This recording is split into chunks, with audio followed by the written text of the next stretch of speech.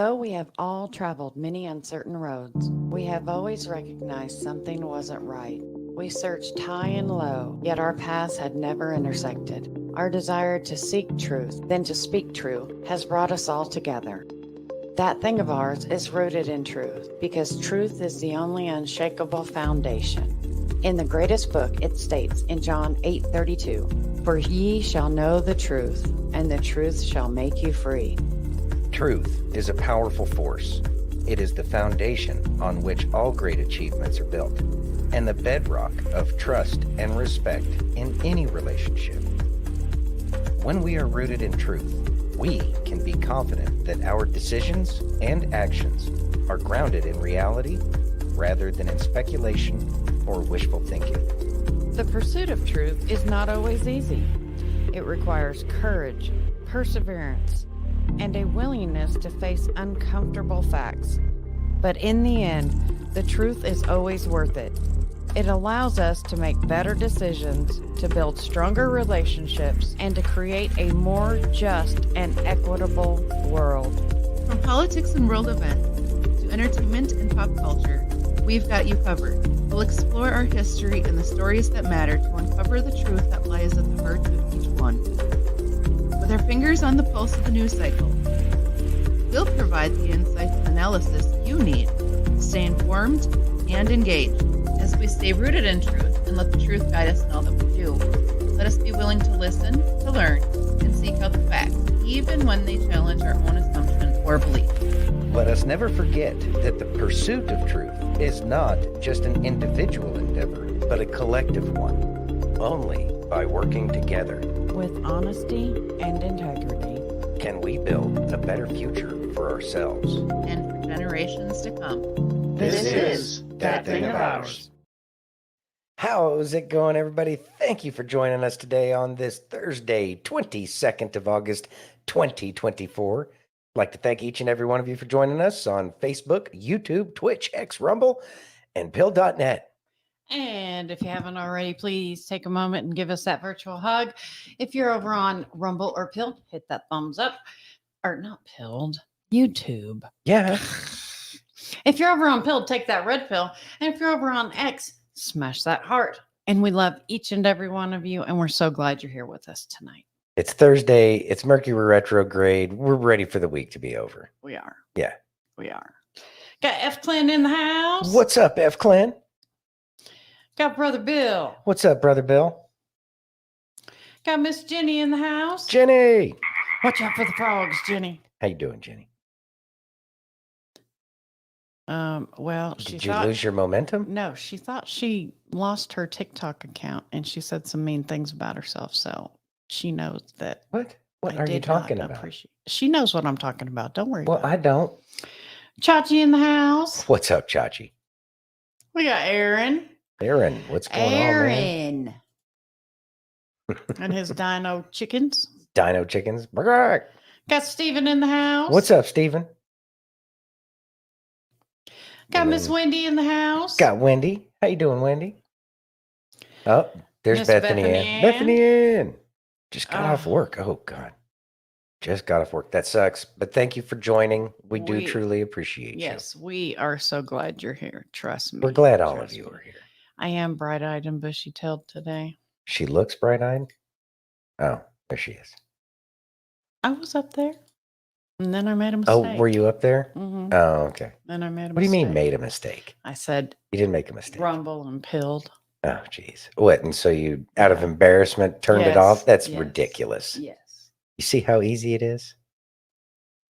Mhm. Don't be embarrassed. Don't be embarrassed. Shh. Anyway. So it's been a crazy day. Yay. There's lots of stuff to go over. Okay. And we're going to start with Mike Lindell at the DNC.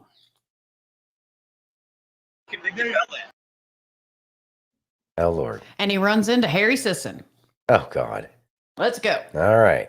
I have a question. How does it feel to support a convicted felon? Hey, look at this, guys. See how they attack yours? Look at they're attacking me on the war room. Live on the war room. Approving sexual abuse of a convicted felon. Harry Sisson, have you gotten your vasectomy yet? I think that's what the audience wants to know. You got your vasectomy yet? Did you get your vasectomy? Were you at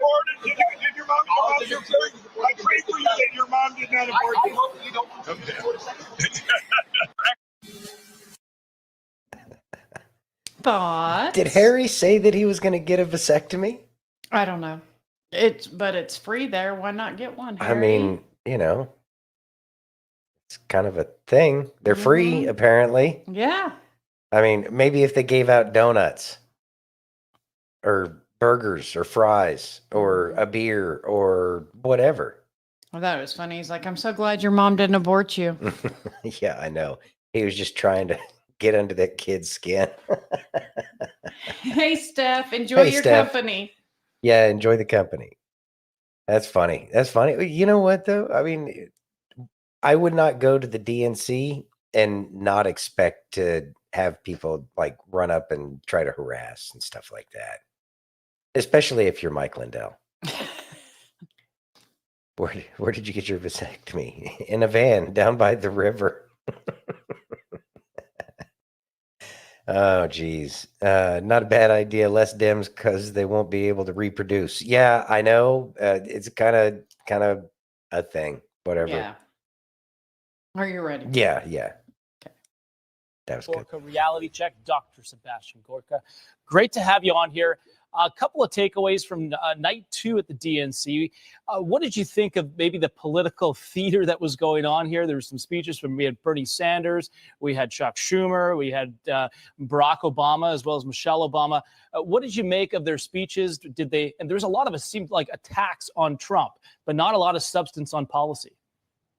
Well, not only that, it's a bizarro world because everything they accuse conservatives or President Trump of doing, they are actually doing themselves. It's like my colleague Dennis Prager says, whatever they say we are doing, they've already committed. So this whole concept of a threat to democracy and the looming dictatorship, well, I'd like to see them have on stage, as we did at the RNC, Peter Navarro, who had just been released that very day from a political prison in Florida. Right now, my former White House colleague, Steve Bannon, is sitting in Danbury Federal Prison. Why? Because he refused to comply with a legal subpoena from Nancy Pelosi's illegitimate January 6th committee. So there is no level of gaslighting they're not prepared to perform. So that's the one thing. That's the big strategic thing. On the flip side, as you were just talking about, the attacks, the subtle digs against Joe Biden weren't very subtle from Michelle Obama or anyone else. The fact they made the current incumbent on the first night wait till after prime time to give his speech, the fact that Nancy Pelosi, who ousted him from his position, is holding up a "We love Joe" sign, Yeah. It really was perverse. And Harris wasn't there last night. She was campaigning in Wisconsin. But, I mean, the Democrats, they'll say, well, this was strategic. We got her out there campaigning. We have millions watching the Obamas give their speech. But is there more here at play that we're not seeing? I think, this is just theater. This is just a circus, bread and circus, for the people in the cult that is today's Democrat Party. I mean, think about that. How bizarre that he comes on stage, the current president comes on stage, and he has a standing ovation for minutes, and they're screaming, "We love Joe." This is the man that they literally threw under the bus just a few weeks ago. What kind of organization, what kind of group of people screams, "We love you," to somebody who they've literally politically stabbed in the back? It's hard to credit. If you live in the real world and you're not a member of a cult, it's hard to understand how these people do what they do. And then you add, the cherry on top of the sundae, the 18-foot IUD device, the taco truck for abortions that's fully booked, and then the free vasectomies. I just got one thing to say. I will pay for any Democrat to get a vasectomy, okay? Sign me up. Democrats, we don't need your babies, so I will pay for those vasectomies. Last question. I want to go back to Obama. He says, we can secure our borders without tearing kids away from their parents. Literally on the same day, DHS Inspector General revealed 291,000 children who crossed the border illegally under border czar Kamala Harris are unaccounted for. How can he make that statement? And the DHS literally releases that report same day. Yeah, this is one of the darkest aspects of the current administration. That's why Alejandro Mayorkas, for all the problems you may have with Biden, Alejandro Mayorkas is a truly evil man because he worked in the Obama administration at a very high level at the Department of Homeland Security. So he knows that when he comes in and under Biden's orders opens the spigot, just removes all the border regime we put in place, that he knows children are going to be abused. I mean, left-wing organizations like Human Rights Watch, non-MAGA organizations like UNHCR have stated upwards of 60% of the women and young girls trafficked across the border by the coyotes are raped and sexually assaulted. And then they're lost into America, so traffickers can abuse them day in and day out. That's when you know the Democrats are a truly evil party. We're expecting to hear from former President Clinton tonight here, day 3 of the DNC. Sebastian Gorka, always a pleasure. Thank you so much. Thoughts? Wow. Talking about human trafficking, like quite openly on Newsmax. Mm-hmm. Wow. Isn't that interesting? Mm-hmm. That's very interesting. So, hey, Lightspear, let's see. So he started out talking about all the gaslighting that they do, and then he moved on into their attacks on Joe. Again, they're eating their own, and then then he went into all their cultish behavior and what they're willing to accept, despite the very clear fake nature of the way they act. Just so willing to just use people, and they're okay with that. It's kind of interesting, but they're definitely showing who their true colors or what their true colors really are and where their loyalties actually lie. And it could not be, I can't think of how much more apparent it could be that they're just a bunch of self-serving people who managed to, work their way into positions of power for their own benefit. Mm-hmm. I'm not seeing anything that says, yeah, these people care about their constituents. Yeah, these people are willing to try to figure out a way that's going to be in everybody's best interest without screwing somebody over. There's nothing honorable about that party at this point in time. None. And it's interesting because these are the people that are always telling you about how honorable and charitable they are. But they're the party of unity and love. yeah, unity in what? Mm. Unity As in long as you agree with Machiavellian theory? That sounds about right to me. It's only if you agree with them. Yeah. Well, Only if you agree with them. yeah.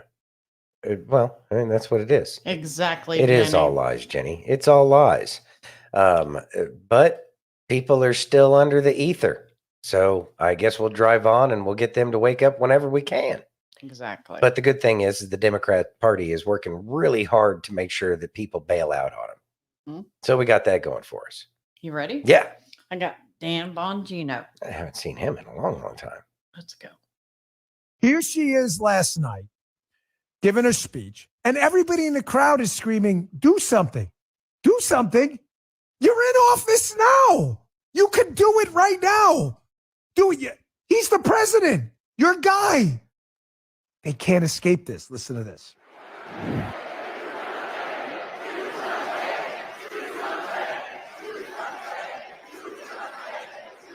You all. I don't know what they want to do. I don't know what they want to do. They're in office now. They can't divorce themselves from the fact that anything they're hoping and changing or hoping to change would be the change from them.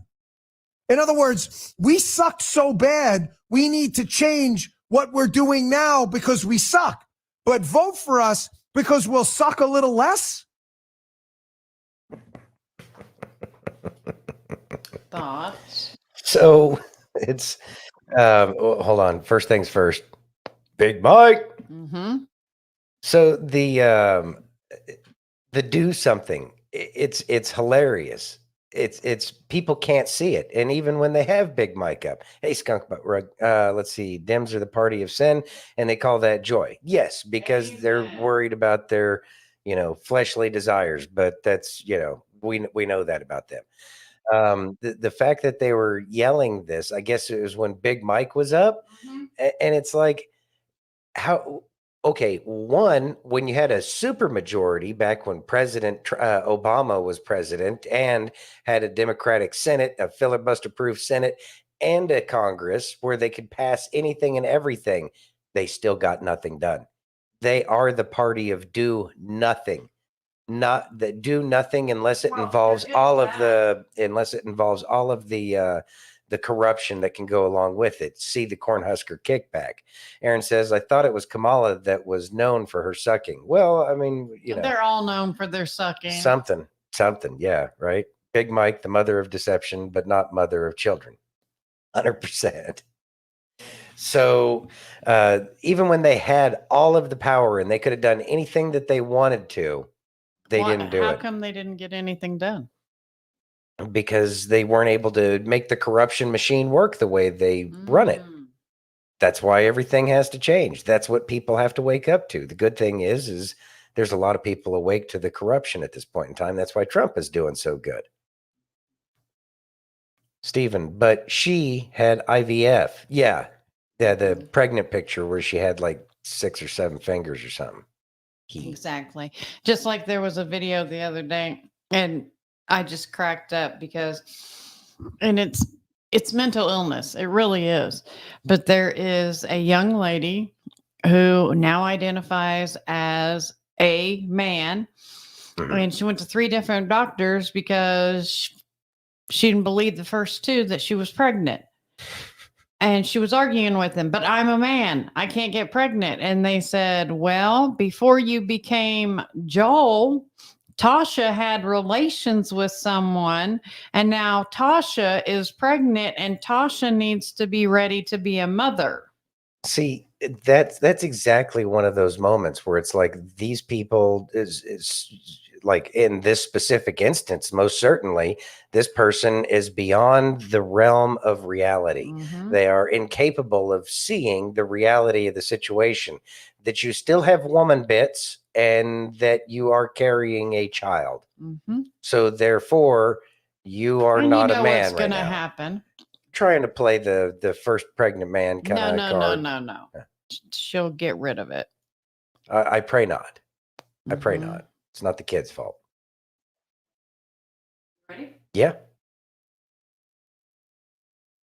How do you know you're chosen? You will pursue God with all your heart. This is what it looked like in my life, and see if you have any similarities. When I got turned on to the Word of God, I got turned on to spiritual things. I want to have spiritual understanding. I want to understand how all this worked. I understand we have angels, we have the Holy Spirit, we have Jesus, we have God. We got all these things we can't see that's in operation on this earth. And that's what I wanted to understand. And the Word of God gives you a perfect illustration of that once you get in the Word. The Word of God is a perfect representation of Jesus. That's how you develop your personal relationship with Jesus, is when you get in the Word of God. Then He reveals Himself to you through the Word of God. I became obsessed with the Word of God once I realized that the kingdom of God has its own laws, its own rule book, its own policies. And I didn't want to be ignorant to it anymore. That's when I realized that the Word of God is your wisdom knowledge. Your wisdom knowledge is your God knowledge. When you're chosen, it is imperative that you learn about the Word of God, the kingdom of God. If you attempt to recoil and go back out into the world full of fallen people in a fallen world, the enemy will attack you in every direction, and God will allow it to happen. Why? Because pain is a teacher. Pain is a motivator, and pain has purpose. It's very nice, Wendy. Wendy says, God has shown me I'm chosen. I know things that come true without the world showing me or telling me, not even needing research on the matter. Beautiful. I love that. Very nice. I love that.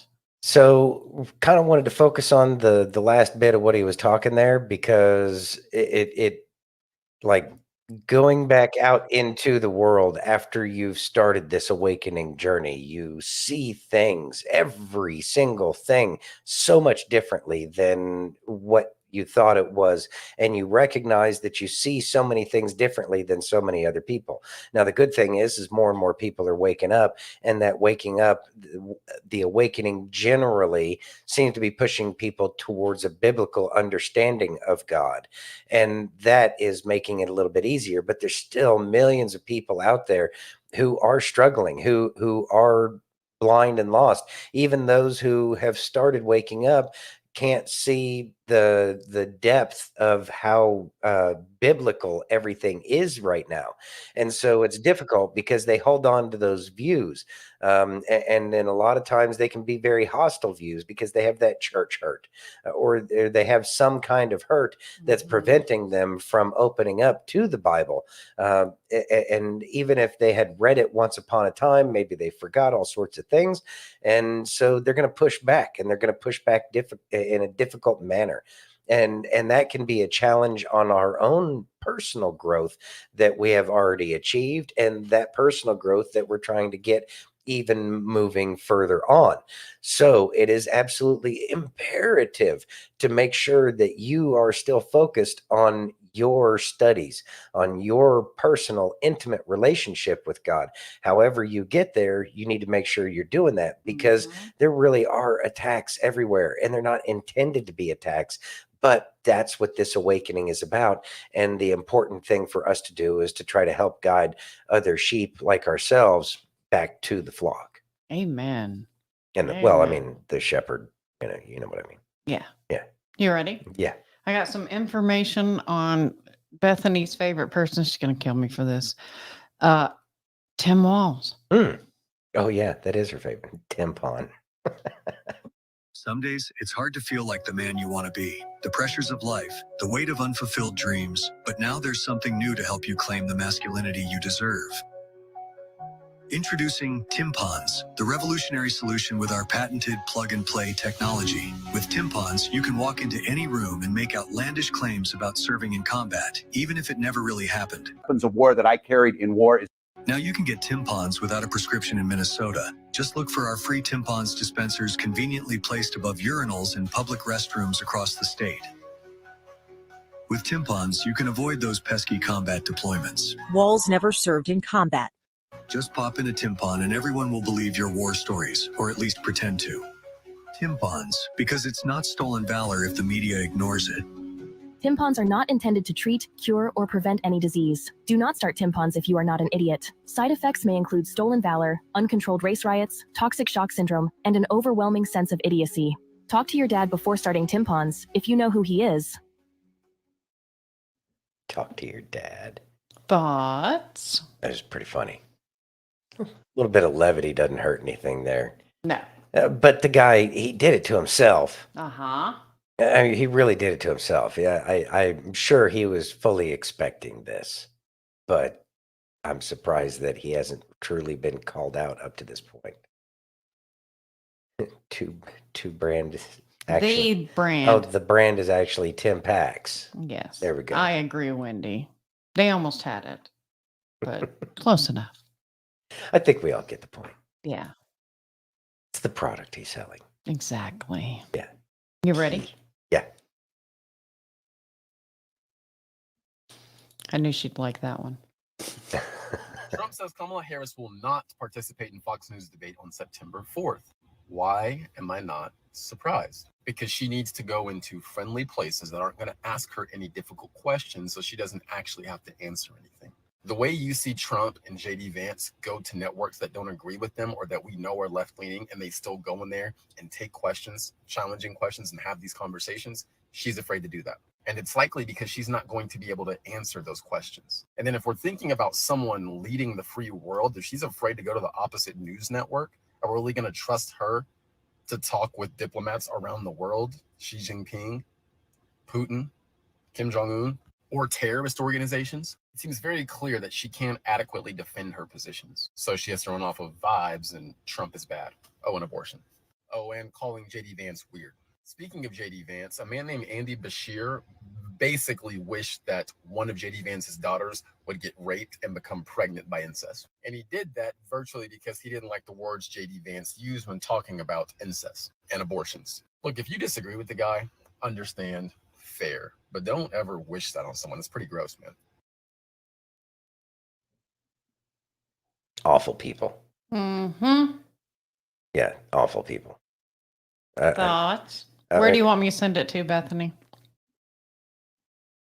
Yeah, may as well share that the Telegram.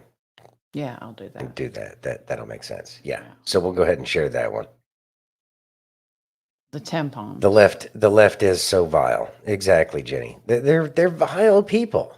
It's just they think of the absolute worst things, but they think of the absolute worst things because they've done all the absolute worst things, and they're not trying to change that or ask for forgiveness for it.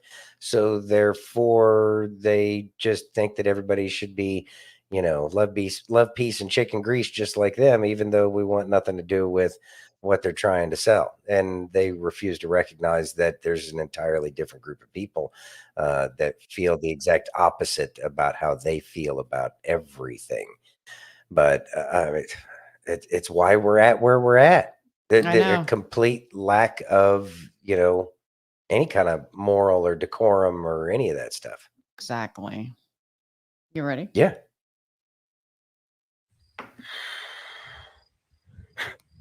Life news, straight to the point. I am 1,776% sure a lot of you guys are pro Second Amendment. You know the whole rule in most places, stay strapped, get clapped. For everybody who's pro Second Amendment. You know where to go get you one. Let people know you care more than just these hands. Every single narrative we were told about this entire situation in Butler, Pennsylvania with TMC has been a farce. Fallacy, falsehoods, and fables being told to us. We were told he was never seen on site carrying a rifle. It was stationed up in the AC units. What the fuck is that? That's him walking around the AGI building on the first floor before he climbed to the roof under his arm. Like he's carrying a newspaper or a thing of books to class. To take the Secret Service class and how not to do security. This is an enhanced photo of the video that they caught because here's most of the crowd. There was a jumbotron of they're like he was seen up to an hour before getting on top of the roof, correct? Well, this is the enhanced photo. Somebody zoomed in, unpixelated it the best they could. That's him carrying his rifle around the perimeter of the building where there was local police units. For example, this guy building, and then also in the second floor building in that window. He's walking around outside this building this entire time. Just as Marty, keep it fresh in your guys' minds that he was seen for the first time at 4:26 p.m. I stated on this diagram here. Screenshot if you want. This is them looking down to the right. There's the window, seeing crooks. Did he have his rifle on him then? Is how in the ever-loving fruit basket, Christmas fruit cakeness, Nugan, fruit by the foot, was he able to get past all the security with his rifle and being yelled at by the civilians on the ground to Secret Service and local police units on the ground. Hey, he's got a rifle. He's got a gun. And no one did nothing. Just don't scream inside fucking job now. Nothing ever will. This goes light years beyond DEI hires in the Secret Service or incompetent local law enforcement. Still no one knows who this lone ATF agent was that was on site. Are you guys awake yet? Are you? Thoughts? I thought that we had seen that picture like the first day where he was walking around with the rifle. It was a couple days later, but now they're trying to say it really wasn't him. That's bullshit, and we know it. There's so much evidence, and now there's. And by the way, Rick wasn't doing politics 6 months ago. Right. He's waking up. He was doing politics. No, he was doing comedy and dancing and skits but it's just too much. He's like Sassy. It's too much. It's too much in their faces. And that's why they have started moving forward with this. I'm trying to find the news article where they were talking about one of the representatives is now saying that it's yeah. Let's see. No, I can't find it right now, but I had seen an article earlier today where they were talking specifically about a representative who was questioning the narrative that they're getting. So long as representatives continue to question the narrative, we might still get Representative Mike Waltz says he isn't convinced Thomas Crooks acted alone in his assassination attempt. There we go. Thank you very much. And so that's a good thing. And I think it's important that people continue to call out what happened over there, because we really do need answers, and we can't just let this thing go. There's too much out there. There's so much more out there about a actual conspiracy that's going on than there ever was about the JFK assassination. You know, I don't know how many people were willing to accept Lee Harvey Oswald, but it was obviously enough. But the good thing is that more and more people, because of the Great Awakening that's going on, it seems to have some real legs, the story that is. And so let's, keep on the gas pedal and pressing and trying to get the truth and the information, make sure we're supporting our congressmen who are actually asking the questions, so that way they know that they have the support. It's extremely important for us to support those few people that are still within the halls of Congress that are supporting us. So let's let them know that, we support their continuing to ask, because we really need all of this information. These people desperately need to be found out, because they tried to take out a former president of the United States who is currently running for president of the United States, who is likely to win. And this has all of the potential to make everything go absolutely ugly if something bad happens. So there's so many reasons why we need the answers, other than we just want to find out. It's a lot more than we just want to find out. No, we need to know what happened at that assassination attempt, and we need to have people found out that enabled the entire thing. Because like he was saying in the video, it's like how not to protect somebody is everything that happened in Butler, Pennsylvania, is how not to do it. So we need to make sure that we get that, so it doesn't happen ever again. Yeah. Need to clean house out there. Exactly. You ready? Yes. Watch how this bearded man from the backwoods is going to explain the evidence of God and the origins of science. This video is completely mind-blowing. Check it out. Of God. Look, if you don't think there's evidence for the existence of God and you have any sense in your head at all, I'm about to break your heart. Now, I know we've gone through great lengths to discredit the Bible, and rightly so. It's modern times, right? As men of science, having logic and reason, we have no need for the Bible now, right? Now, before I get to the material scientific evidence of the existence of God, I want you to consider one thing first. Let's just back up for 1 second, look at history before we find out where we are right now. Can we please? When the Roman Catholic Church translated the Bible into a document known as the Latin Vulgate, they took the Hebrew and the New Testament Greek and translated it into Latin. And they did whatever they wanted in that translation. But the original Greek and Hebrew remained. And then they wouldn't let you common peasants read it. And when a king set forth the largest scholarly endeavor in history to translate this book into the common language of the people, they tried to blow him up along with the entire English Parliament. But now they've discredited it for you, and they had to, because the same fellas that brought you that Latin Vulgate you weren't allowed to read brought you the modern sciences built on a foundation of seismology and astronomy to become the high priest of the new religion once more.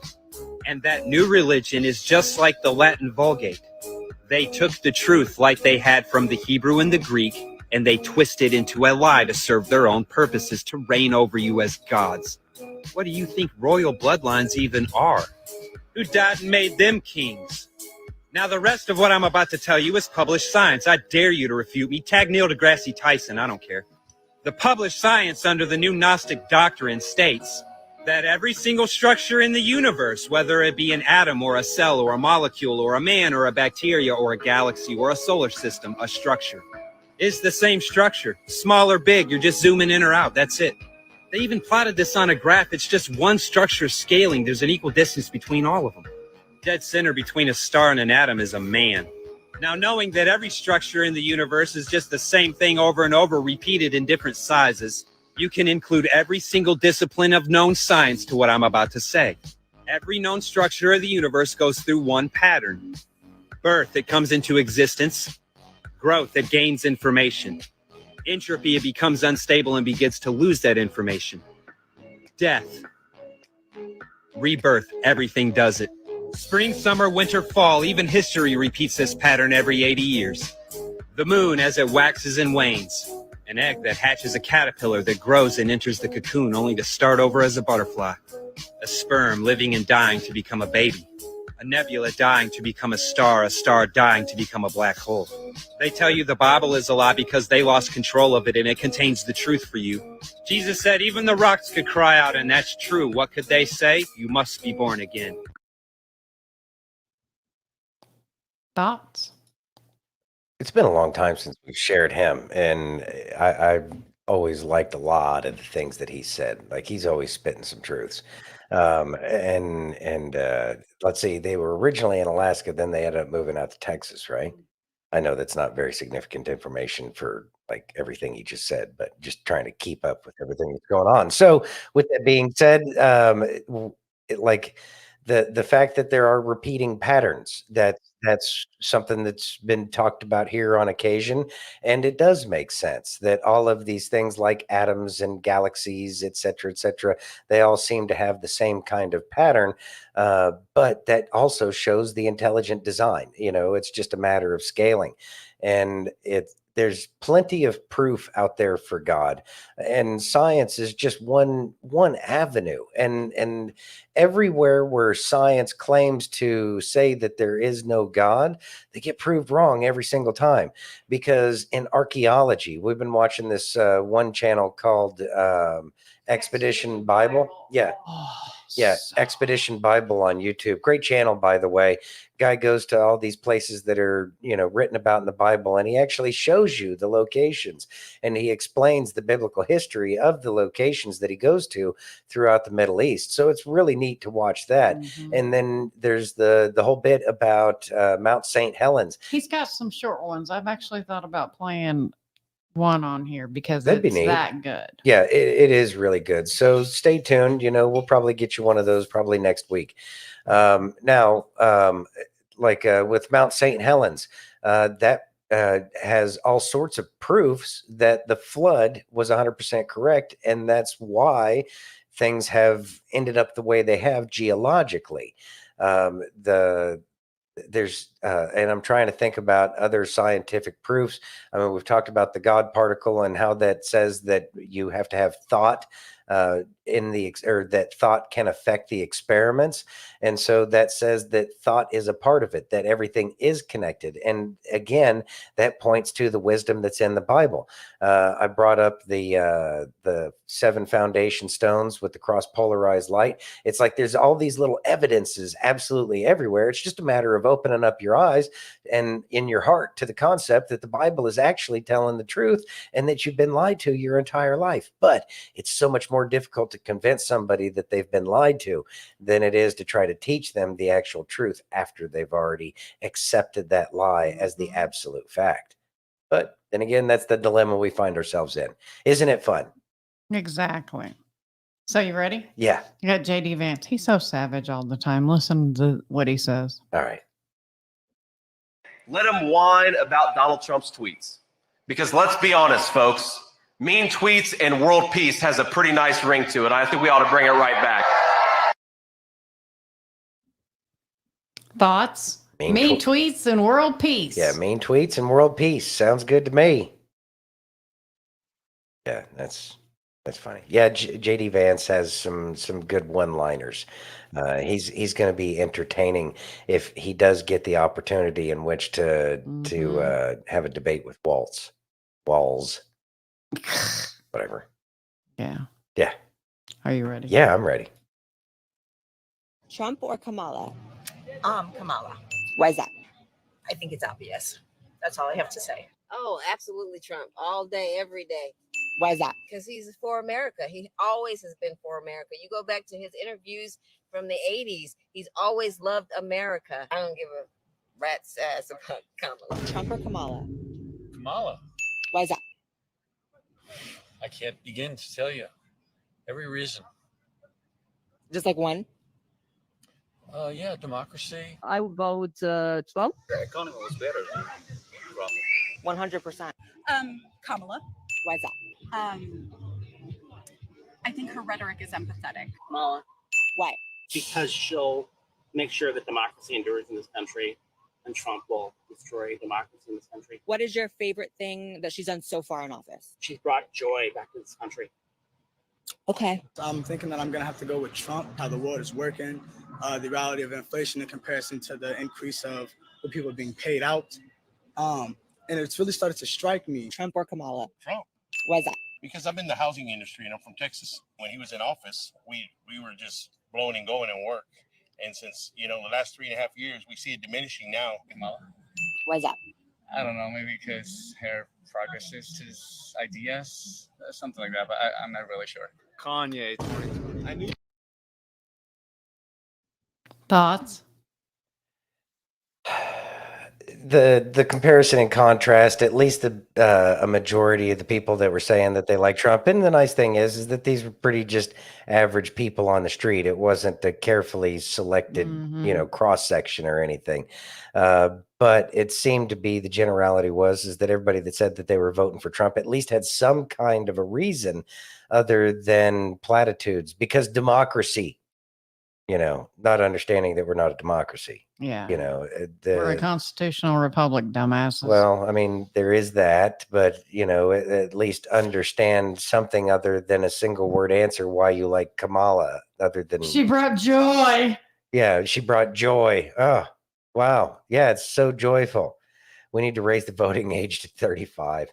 Evclan, I've been wondering if we shouldn't raise the voting age to 21. And while we're at it, we may as well just go ahead and raise the draft age too. So that way we can just go ahead and make that even. Yeah. And, 21-year-olds would probably do a lot better in that kind of scenario because they'd be thinking a little bit more because they had a little bit more life under their belt before they, got wrapped up in military kind of crap. But, just a thought. So I have 3 videos on this next topic. Okay. Now, this guy right here is a pretty big creator on TikTok, veteran, and it just came out that he's being paid $20,000 to push the DNC's bull crap. And so I'm going to play all 3 videos, and then I'm going to get your response as a veteran, sir. Are you ready? Yeah.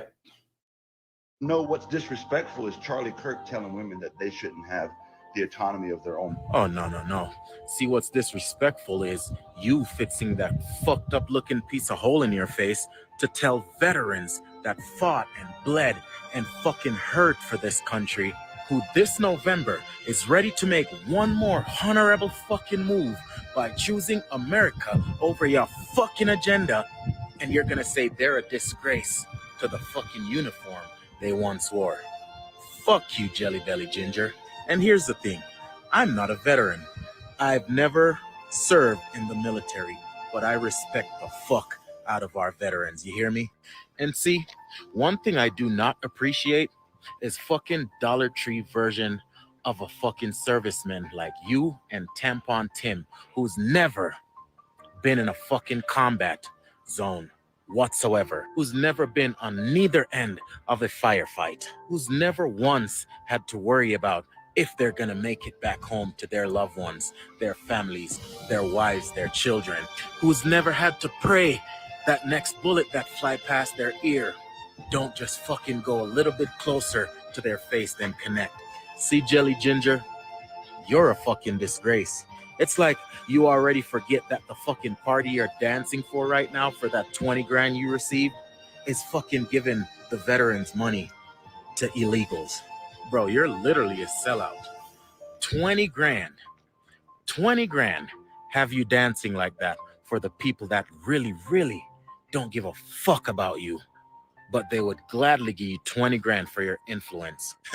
You are telling veterans to vote for the people who are taking money out of their VA organization and give to people who are marching across this border, causing chaos, raping women and children. And you're telling veterans that are left behind in the dust to vote for these same people. You're a disgrace. See, what's disgraceful is the fact that you had to go ahead and create a whole new backup account and not use your 5 whatever million followers to spread this rhetoric. You know why you did that? Because as much as you're dancing for these fucking people right now, deep down inside, you're ashamed of it. You're a disgrace. I do not respect veterans like you. Normally, I would say thank you for your service, But fuck you, Jelly Belly Ginger. Trump 24, baby. Let's go. So that's one. Okay. It gets worse. Yeah, I get it. Oh, here we go. All right. If you're a veteran and you still vote for Donald Trump, you're a disgrace to the uniform that you once wore. Brother, you seem to have forgotten two very important things from your time in the military. First being, we have full dental. That's on you for not getting that taken care of. Number two, number one thing that all of us veterans fought for was the right of each citizen to vote who they thought was going to be in their best interest. That's the freedom we fought for. Not for people to do what the fuck you told them to do. Not for you to come on here and push your bullshit because you're being paid to do it. Now, I recognize you're one of the creators that was paid to go to the DNC. We all saw the invites, bro. 20 grand. 20 grand to go to the DNC and talk about how good Kamala is. Let me just say, man, good on you for your service. And I respect you for your service, just like I hope people respect me for mine. Bro, if you want to talk about people dishonoring the uniform they once wore, how about we talk about your VP candidate? How about you react honestly as a former soldier? How would you have reacted if your sergeant major, the moment he found out he was going to deploy, bailed on you? What would you have thought of him? Would you have thought of him as a badass soldier? No, you would have shit on him. But you ain't going to say that now because you're being paid good money not to. So as a veteran myself, let me just say that all of my fellow veterans out there, you vote for who you think is best. You vote for who you think is best for the country. You vote for who you think is best to take care of veterans. You vote for whoever the fuck you want. Don't let some non-deployable rear echelon motherfucker like that tell you different. Called him a ramp. And the last one. All right. And it's sassy earmuffs. Dude's having a bad day. Motherfucking real talk. Sorta. Y'all dumb as fuck. That part's serious. How do you scroll without a license here on the Lord's internet? Y'all dumber than shit. Dumber than fuck. Dumber than damn it. Dumb as hell. Just damn dumb. 63% of people on this internet need to change their pronouns to idiot. You gonna be fancy, call yourself idiote. Oh, oui. But you still gonna be stupid. Look, I ain't gonna lie about it. I'm enjoying watching the not so jolly one cancel his own ass. I don't like his ass no way. I don't discriminate. I hate everybody. I thought he was gonna get canceled over Charlie, but then he went and doubled down with the vets. I see your thought. I'll raise your phone. Oh, you fucked yourself, brother. I get Crayola on the phone. There ain't enough crayons to pay everybody off. Nope. Nope. What's that song? Look, here comes the consequence, consequence, consequence, consequence. And I love this for you. Thank you. Hope that DNC money was worth it. More upset by the followers that's unfollowing you. Like, I had no idea that Johnny was like that. Oh, you didn't? Where's your eyes? Same place as your ears? Somewhere up in your ass? Are you fucking blind and stupid? You can smell a trash-ass liberal heifer from 9 miles away. You didn't know? You didn't know. I didn't even have to look at the sign on this tooth that said next tooth 5 miles. He may look like one of us holler folk, but he ain't us. You all keep worshiping these sellout creators. And then you want to play the victim? Nah, just quit being dumb. You really just gonna have to watch who you follow now. I'm just saying, okay, go with Jesus. Bye. Thoughts? So I get it that there are veterans that have all sorts of different opinions, and they're. But he was paid. I'm getting there. Okay. Give me a second. All right. So there's veterans out there that have all sorts of different opinions about politics and everything. And for me personally, I can't understand why anybody would support Kamala Walls, because of one, Kamala was kind of at the helm, right? We know that Joe hasn't been around, well, his entire time as president. But despite that, it's not like Kamala didn't have an understanding of the Marines who got killed. It's not like Kamala spoke up when Joe checked his watch. It's not like Kamala spoke up and did any of these things. And then consider that she's the border czar and all of the things that are going wrong with the border. Everything's been going wrong with the border, and she's been the border czar. That means the person in charge. Czar being a Russian kind of word for Caesar. So the Caesar of the border is what Kamala Harris is supposed to be. And Caesar forgot what the hell Caesar was supposed to be doing.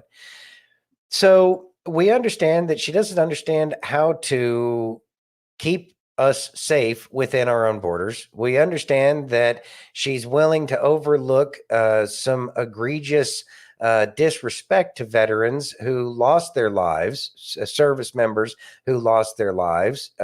We understand that she doesn't have a problem with leaving millions upon millions of dollars worth of equipment for our enemy that we've been fighting since, I don't know, 9/11, 2001. So how do all of those things give you a warm and fuzzy that she and Walls are going to have an idea as to what to do? Are we going with the strong domestic policy that Walls brings? Have you heard about the fall of Minneapolis? Maybe you missed that. We did a whole watch party on it. Yeah. So we can't say that it's because of their awesome domestic policy. She was a what is it? Attorney General for California. And district attorney. And so she managed to do all the wrong things when she was there too. Again, where are you seeing that she's a better candidate than President Trump when we have the experience from both candidates now? Money. We have the experience. Where he sees it. You see this? Wendy says she's going to take care of it in the next 4 years, Santino. Gosh, give her some time. She's been busy. Yeah, I'm sure. And we know how that works out because they did the same thing for the Bushes. They did it for the Obamas. 8 years later, Obama still couldn't get shit together, but it was still Bush's fault. Because, it took Bush 8 years to make everything terrible. Yeah. Two wings of the same bird. Anyways, okay, I'm obviously done. Go ahead. No. Go ahead. You ready? Yep. I got Miss Shauna. Dear God, I trust you. I trust you not just when it's easy, but even when it's hard. I trust you not just when it makes sense, but even when I don't understand why. I trust you not just when it's good, but even when it seems like I'm going through hell. I trust you, not because I know what you're doing, but because I know what you promised. Thoughts? We know the promise. And the promise isn't always a rose garden. Like there's nothing in the Bible that promises you a rose garden. It's really like that old Marine Corps recruiting poster. We didn't promise you a rose garden. But the promises that we do get is that there is growth, that we do learn things, and that we do get a direct relationship with God. And in the end, I think that what more could we really ask for? Because he is our creator, so he knows what our fulfillment needs are. Before we do. Well, he knows what we need to be fulfilled. So he just, he loves us. So he let us go. Okay, go do your own thing. Have fun. And then we realize it's not quite so fun. And then we go back to our faith and recognize that God is real. And then we end up finding what real fulfillment is. That's a beautiful thing. It's kind of how it works, but it's still going to be a challenge. But the good thing is it's beautiful and it will be for eternity. And I think that that's the part that's really worth hanging on to. I agree. That was amazing. I like how you said that. Yeah, thank you. He must be speaking or something. I don't know. If it's good, it's not me. It's him. Oh, stop it. You are always amazing. And you know that. Anyway, I tell you that all the time. Thank you. Are you ready? Continuing on. The other day you told us that trading an endorsement for a cabinet position or a job in government is unethical. Yesterday, former President Trump, I believe, was asked about Robert F. Kennedy's support, whether he would accept an endorsement or give him a cabinet position. And he said, quote, "I probably would if something like that were to happen." Is that towing that ethical line that you drew? Well, look, I think clearly Donald Trump is not going to say, I'll give you a cabinet position if you give me an endorsement. But he's been working for RFK's endorsement because RFK represents, I think, an old guard of the Democratic Party that was patriotic, that was actually very supportive of American workers, and that unfortunately isn't very welcome in today's Kamala Harris-led Democratic Party. So I know the president's been working hard for that. but it's completely separate from whether RFK gets a cabinet position. It's about welcoming a lot of those Democrats who feel abandoned by the party of Kamala Harris. You said he's been working for that endorsement. Has your campaign reached out to Robert F. Kennedy's representatives, to the candidate himself, to ask for that endorsement? So I haven't spoken to RFK personally, but I know there's been a lot of communication back and forth between RFK, between the campaign, between this campaign. Look, our argument to RFK, and I'll make it right now because, of course, he hasn't dropped out yet, is look, if you want a Democratic Party that protected American workers and stood for strong borders, maybe disagreed with Republicans on things like tax policy, that party doesn't exist anymore. You have Kamala Harris, who's pro-war, pro-open borders, and very against traditional American workers. If you want to restore good public policy, unfortunately, the Republican Party is the only ticket in town. And so I've been working to get RFK and the people who support RFK to support the President Trump's campaign. Thoughts? Gotta support the campaign. So, RFK, regardless, you know that there's going to be a whole bunch of accusations and pointing fingers that, oh, Trump did this, RFK did that. Oh, it's some conspiracy because, well, the whole conspiracy thing worked very poorly against them, but that's because they were actually doing an actual conspiracy. Trump and RFK might work together, and that's a good thing. I think that RFK would be good at any number of things. And if Trump picks RFK for any kind of position, I know that it would have been a mutual agreement and it would have been done for the betterment of this country, because I do think that that's what both of them in the end truly care about. May have very different opinions on how to get there.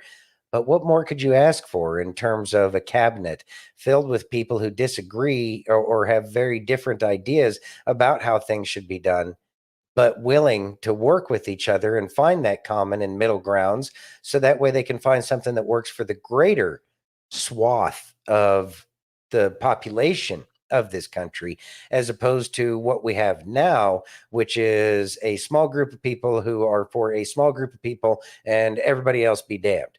And so it's refreshing, and it's going to look very weird because we've been so used to that left-right paradigm. It's going to look very different as we see people reach across the aisle for a change. So that way they can come up with something that, I don't know, works for the most amount of citizens in this country. I think that that would be very nice. It's going to look very different, and it could be challenging, but it will make sure that the greatest number of people that call themselves citizens have an equal chance at society, as opposed to people getting imported and getting a better shake than even people who just grew up here. People that are a part of some kind of a club getting all of the sweet deals, and everybody else just has to suck it up. Of course, it's going to look different, but I look forward to that. Me too. And I pray you're right. I pray they do reach across the aisle. It would be nice. We'll see what happens. Yeah. Are you ready? Yeah. So CNN is fact checking the DNC. But they're probably not using facts. You ready? Yeah, sure. Listen to this claim from Congresswoman Lisa Blunt Rochester of Delaware about Project 2025 and former President Trump. He has, with his friends, said the quiet parts out loud, but not only said them out loud, he wrote a book about it. What's it called? Project 2025. That is false. Trump did not write Project 2025. The project's big policy document published by the Heritage Foundation think tank lists dozens of people as authors, editors, contributors. Donald Trump is not among them. Did he go so far as to say whether or not Trump said, I don't even know what that is? He denied having anything to do with it? I don't know. I couldn't find. I mean, any it's a more good clips, start. but It's a good start. And the way he was presenting it, it almost sounds like he was still going to try to leave it open-ended, and people look up Project 2025, and that will just continue the fear. But, at least Poindexter over there at CNN is, starting to tell the truth. So good job. Nice start. Keep going. Probably too little too late, CNN. I know. Your own damn fault. Yeah, there is so much deception regarding Project 2025, and it's sheerly designed to be a counter narrative and to throw people off track. It's designed to make people go back to sleep, and so trying to wake people up gets that much more difficult. But these are games that they've been playing forever and a day. They're not doing anything different. They're just they're just repackaging more of the same old crap. And people are still waking up despite their efforts. So what does that mean? It means that we keep doing what we're doing, keep trying to wake people up, keep trying to put real facts out there and make sure that people hear it. But the good news is that CNN actually told the truth for a change. I know. I'm kind of impressed. I know. Good job. You get a star for the day, It's CNN. like what Jenny said. Yeah. Wow. CNN fact checking the Dems. Well, miracles never cease. I know. I was shocked too. I'm still not tired of winning yet, Mr. President. Exactly. You ready? Yes. Radicalness, I guess at least the ones outside have the nerve, have the guts to at least say it to your face that they want to destroy this country. Obama, Michelle, Hillary, they like to still speak, I guess, in nice euphemisms. Like we want to radically transform this country. We want comprehensive immigration reform, amnesty. It's so great. The people coming here just want a better life. No, they don't. They want to come for your life. They want to take the lives of your fellow Americans and take your jobs while they're at it. No, and if you complain about it, you're a racist. Did you know that? And Obama has the nerve to stand after destroying this country for decades, to stand on stage and mock President Trump for that silly, childish remark. Well, you know what? At least no one thinks his wife is a man. And I'll leave it at that. Oh, shit. Thoughts? she just straight up dropped a nuke there at the end. Wow. Yeah. Boom. At least nobody. No, I don't think anybody thinks Melania is a dude. Wow. Yeah, Big Mike in the news again. I thought it was great. Wow. I thought it was great when she said that. I was like, whoa, mic drop. Oh my God. She said that. Mhm. The whole monologue that she had there was really good, and it built to an amazing grand finale. That was epic. The news is getting so much better nowadays, isn't it? Yes. Wow. Yeah, that was It's like they're taking a cue from us. something. Yeah.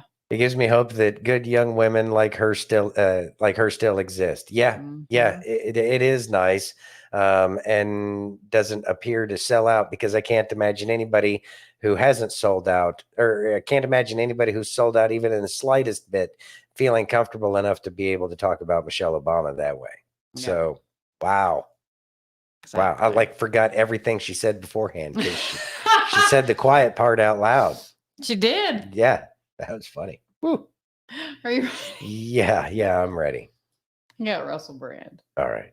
I haven't seen him in a long time either. This verse is famously used at weddings, but someone told me that a good way to use this verse is to substitute the famous "love is patient, love is kind" with your own name to see if you are up to scratch when it comes to these qualities. So instead of saying, as Corinthians 13 verse 4 does, love is patient, love is kind, it does not envy, it does not boast, it is not proud, it does not dishonor others, it is not self-seeking, it is not easily angered. Russell is patient, Russell is kind, Russell does not envy, Russell does not boast, Russell is not proud, Russell does not dishonor others, Russell is not self-seeking, Russell is not easily angered, Russell keeps no record of wrongs, Russell does not delight in evil, but rejoices in truth. Russell always protects, always trusts, always hopes, always perseveres. Russell's got a lot of work to do. It helps me to recognize that love is something I can be a vessel for. And even when I'm dealing with air here, I could be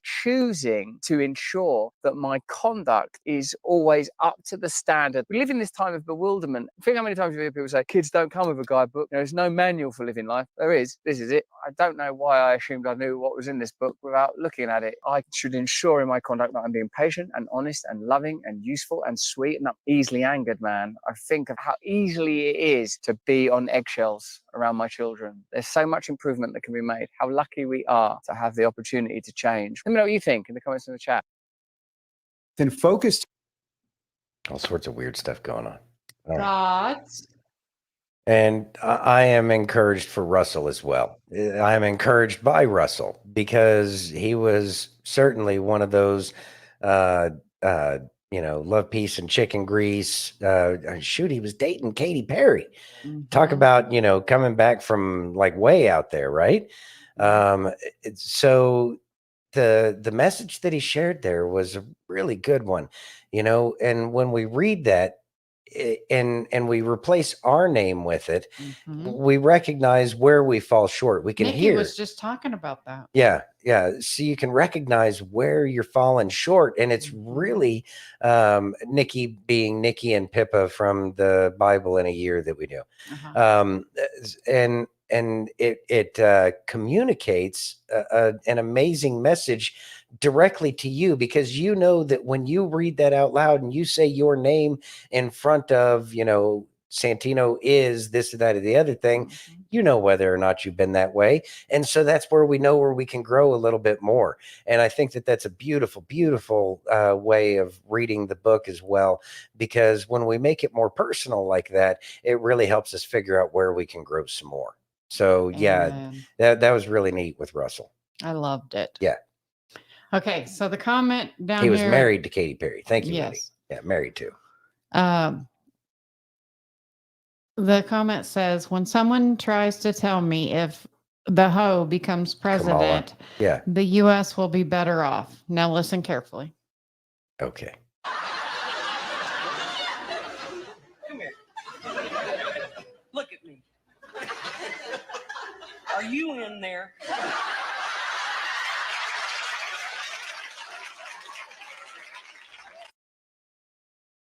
Thoughts?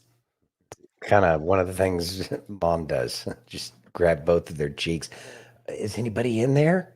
It's like sometimes you really do want to, grab somebody by the face, look them deep in the eyes, and ask them, "Are you in there?" I know. And it's a challenge not to do that, even though some people probably need that. Maybe that'll be what they need to wake up, but I can't imagine that would be too helpful. It'd probably piss a lot of people off, and then they'd never come around to it. But like, you go through the entire list of everything that they fail at, and it's like, are you in there? Is like there any kind of rational thought?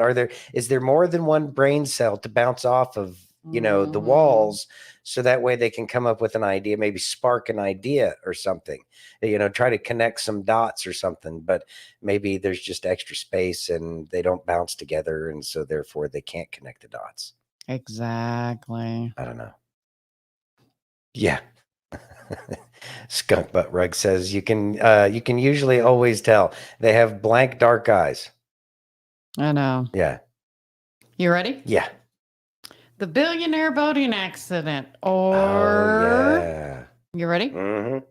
So we might be witnessing the CIA taking over this crazy AI tech company, or these might all just be crazy coincidences. You tell me. Last night, some freak water spout tornado sank this luxury yacht off the coast of Sicily. And on board was Mike Lynch, who's been called the Bill Gates of the UK. We'll get to him in just a second.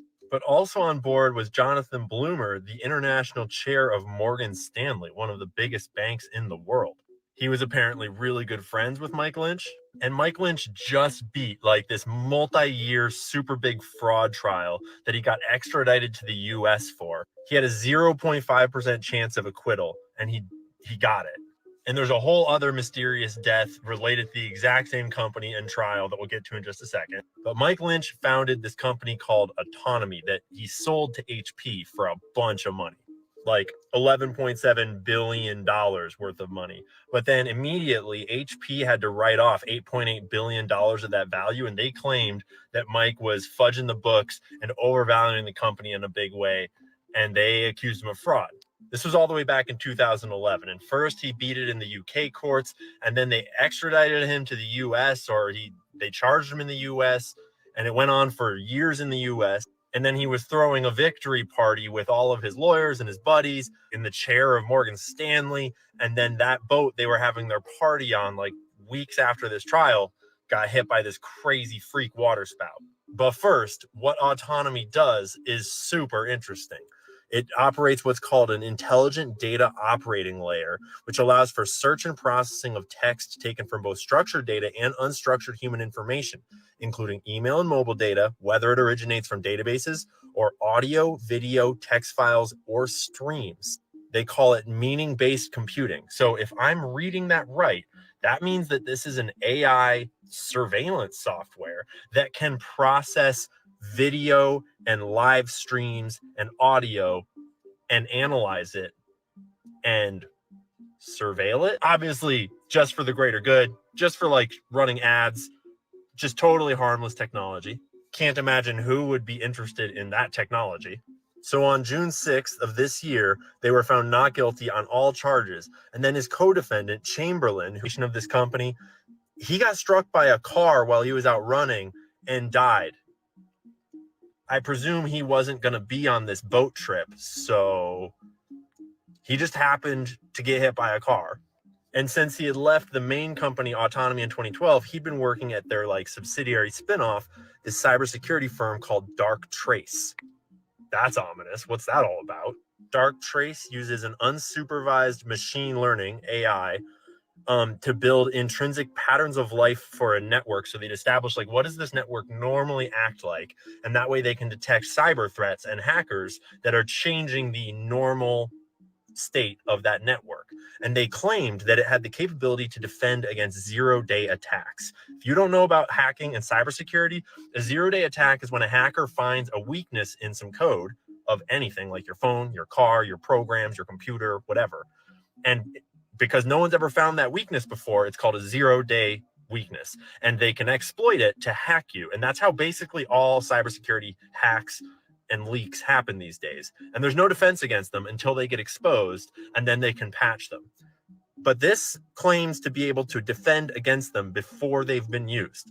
That would make all cyber weapons obsolete if that worked in its totality. I'm sure it's not perfect, but the CIA has a lot of cyber weapons. They're just sitting on Israel, Iran, Saudi Arabia, Russia. Everyone's got whole caches of zero-day exploits that they have stashed up, ready to fight each other with if we go to cyber war. That's how all the hacks you've been hearing about happen, is by people exploiting zero-day attacks in the infrastructure, in the phones, in the cars, whatever it is. Those are 0 days. And I don't know how to be conclusive about this, but there was evidence that they were trying to be taken over by kind of like the Wall Street cabal. Short sellers were attacking the company. There were hedge funds trying to take them over. Thoma Bravo, never heard of them. Looked them up, not a lot about them. But in my cursory search, I did find that they were responsible for funding part of FTX and got accused of being a part of that whole shit show. I have long suspected that FTX had ties to intelligence and was not what it seemed, but I don't know. So anyways, once they get rid of the Dark Trace guy with the car, allegedly, I don't know, I'm just making shit up at this point, but he dies in a car crash. And then a random tornado water spout sinks this luxury yacht, but it's not like they were out in rough waters. They were anchored about a half mile from the port of Porticello, and there was other boats all around them. According to the captain of a nearby boat, they steadied their ship using their motors, and then after the storm had passed, they looked back and noticed that the other ship behind them was gone. So they went and rescued some of the people, and they called in the Coast Guard. Crew members are out speculating about how this fucking yacht went down off of the coast after it had just crossed the freaking Atlantic all over some crazy choppy seas. Doesn't really make sense. 15 people were rescued. Most of them were the yacht's crew. Almost all of the yacht's crew were rescued, except for, I think, the chef, maybe. And the other, 15, 17 people were all the important people that did not make it. And, genuine tragedy. The dude and his daughter are not found. His wife is in hospital right now, and she is dealing with the fact that she'll probably never see her family again. Genuine condolences to the people that lost loved ones here. And to be clear, I don't know if this is a conspiracy or not. It's just weird, super weird. And it fits a playbook of high power tech startups and companies that develop some piece of really important software, and intelligence agencies want that shit, and they'll go to any lengths to get it. If you don't know about the Promise software, look up the Promise software. That connects to Epstein. That connects to the Octopus Murders documentaries on YouTube. or sorry, Netflix. This is not the first time this would have happened, if that's what happened. Shout out to my boy Welp for bringing this to my attention. Those Game Stoppers are like bloodhounds in the financial world, and they got their nose on the trail. So obviously the story's still developing. They're still searching the water. The wreckage is deep enough. It's going to take them a few days to figure out what's in the boat at the bottom, what's going on. I don't know. All I know is that if you think that only God can make weather and water spouts and tornadoes happen, you might want to look up HARP, maybe with a Tor browser or something, if you care about your internet data footprint. I don't know. I'm going to keep my eyes peeled. You guys tell me if you got any leads, because this is kind of wild. And I don't know what to make of it. I've been craving chicken and dumplings, but thoughts? Chicken and dumplings sounds amazing. Still a little hot for that. Over here, anyways. Wow. Isn't that interesting? I remember seeing an article about this yesterday, about the billionaires kind of taking a dip in the drink. Loss of life, sad, not good. But the whole thing stinks. Like it really stinks. And it wouldn't surprise me that this feels like there is some kind of a operation involved. It seems a little too targeted, and I kind of wonder, or is it an extraction? An extraction because an extraction. Explain. Okay, so an extraction, and you turn around and make them, if they were turning state's evidence. Okay. No, There's some things that don't make a lot of sense, but with the fact that the other guy passed away recently via getting hit by a car, that's strange. There's just a lot of coincidences around this entire scenario. Hello, I see that you've invited yourself on the desk. Hello, Duke. Hello. Yes, thank you. You're clawing me, and it's not fun. All right, have a good day. Thank you. All right. Anyways, I forgot what I was saying. Anyways, there's something that's really weird about this one. The guy who got hit by the car. Yeah, the guy who got hit by the car. But I'm going to say that it's. I think we'll hear more about this later on. I think it's going to make sense. Yeah, it definitely smells fishy. Yeah, and there he is. Yeah, Orange Cat Bad. He is. He is. Oh, goodness. Are you ready? Yes. Okay. So President Trump is wheels down in beautiful Arizona. Next stop, the U.S.-Mexico border. All right. Ready? All right.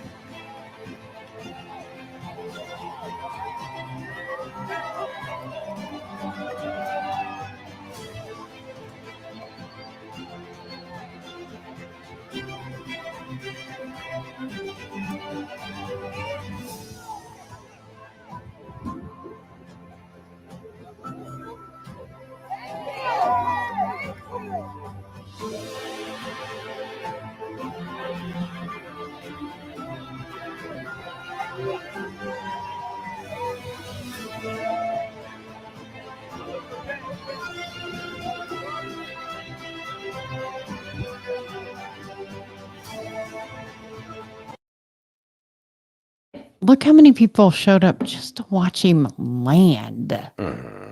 He wasn't going to speak. Yep. Just to watch him land and get off of Trump Force One. Yeah, I get it. I get it. People love President Trump. Thoughts? People want to see it. People are excited, and he brings some excitement with him because people have a lot of faith that he's going to do the things that he says that he's going to do to save this country. And then there's the people who have been paying attention to the conspiracies for a long time, understand so many of the conspiracy theories out there, and understand that he could quite possibly be a part of something much bigger than most people could even imagine. In terms of the moving parts and how it would be done and how to take down a cabal like that. And he's playing a part in that, a major role in that. And I think that that's another reason why he brings the crowds that he does, because people really do see that he does care about America. He does care about the Constitution. He cares about the way it's supposed to be, not the way it's been. And that's what is one of the huge draws for him. But I can see why. And this also happened. Okay. Can you read that? Urgent manhunt for Arizona suspect who threatened to pew President Trump during visit to the border today. Thoughts? I mean, they're going to keep trying, but I don't believe that they will prosper. I think that all of the traps they set, they're going to fall into for themselves. I think that that's the part that we're in this whole scenario is that they're going to start making some real big mistakes. They're going to start making real big mistakes because the best opportunity that they had in Butler, Pennsylvania, only served to increase Trump's brand, I guess, for lack of a better word. They only serve to increase Trump's brand, to get people to recognize that Trump was a better option. The people that were solidly blue before have gone solidly Trump right now. Yes. And they have no choice but to make it happen, because they know that it's very difficult. If they may even know that they don't have the ability to cheat enough at this point. And so they're going to start getting panicky. Yes. And when people make decisions in a panic, they're generally trash. And so they're going to throw everything against the wall, and none of it's going to make sense.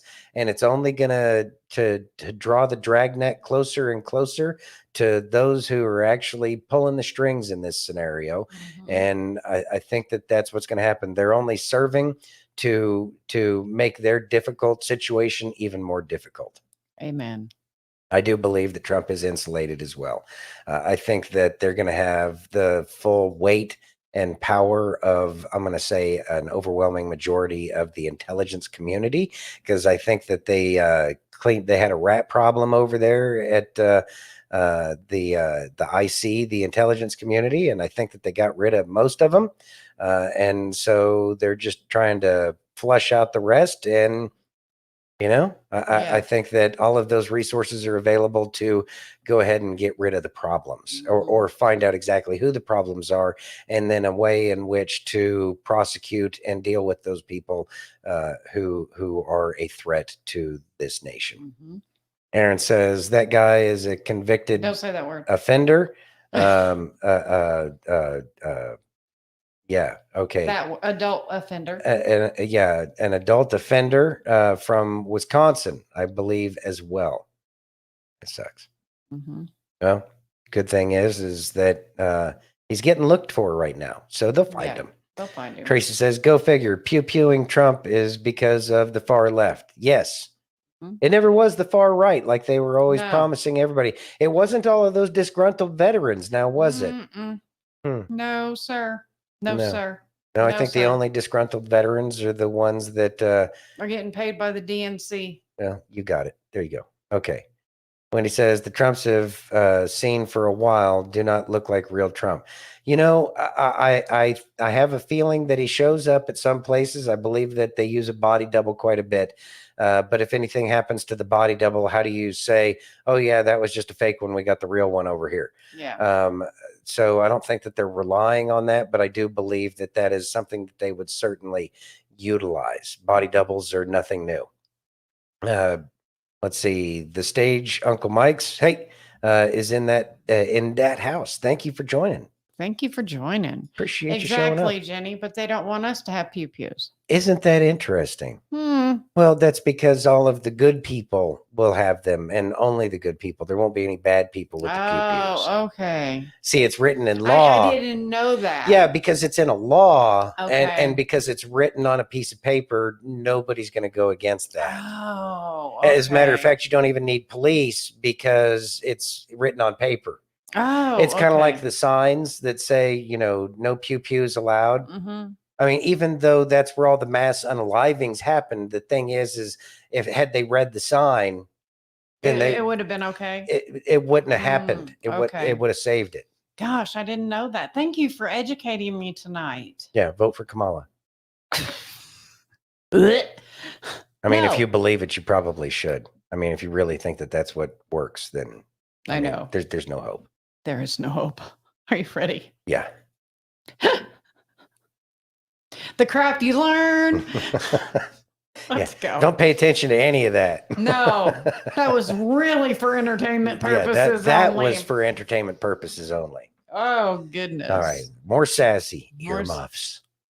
You know, just let me say this with my full fucking chest. I will tell you what this damn country needs. We need less love, less tolerance, less unity. We need a fucking solution to our fucking problem. Because, girl, I've been saying this for months. Fuck the left and their fucking unity. Nobody want none of their unity pie. They can fucking choke on it. We damn tired. We damn done. Hell, we just damn.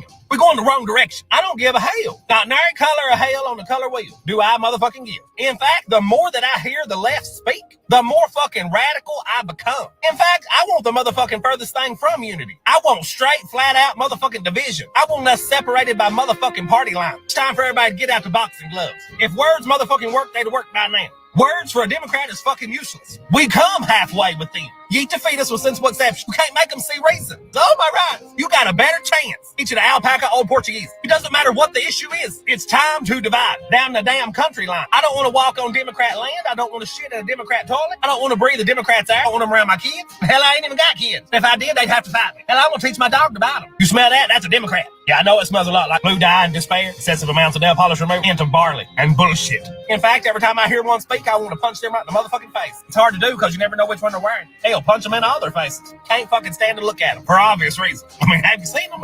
I'm almost at the point I'd rather run one over than to say hello. I can't be doing nothing crazy like that because that damn deductible. Tired hell already. It's higher than that. It's higher than grocery. I don't just want division in this country from Democrats and Republicans. I'd be old motherfucking K if we lived on different planets. The aliens had to deal with them. They dust them in 24 hours. And the only reason it would take that long, the aliens have to learn how to speak yap, yap, yap, yap, yap. What we need is a societal separation. I don't want to just split the country right down the fucking middle. The ass cracker Canada to the taint of Texas. I don't even want to share internet with them. We need different water. I don't know what's in what they drinking. I want different damn hospitals. They don't force shit on you. Yeah, I went there. Fucking bite me. That's what all this is about anyway. The Dems divided us back in 2020. They're to blame for all this shit. I want them and their bullshit isolated. We need to divide on a fucking cellular, molecular level. We need to mine to the damn toasts. We don't need motherfucking peace. We don't need unity. We need a motherfucking divorce. No alimony. Just take your shit and fucking go. The dog's a Democrat. Fuck him too. That's what the hell this country needs. We can keep our fucking freedom. They can fucking have Comrade Kamala. Period. And your little dog too. Wow. Okay. So obviously Sassy is about fed up and he's ready just to split the country in half. And I don't know if I necessarily agree with him on that, but I certainly understand and feel where he's coming from. Mildly amusing nonetheless.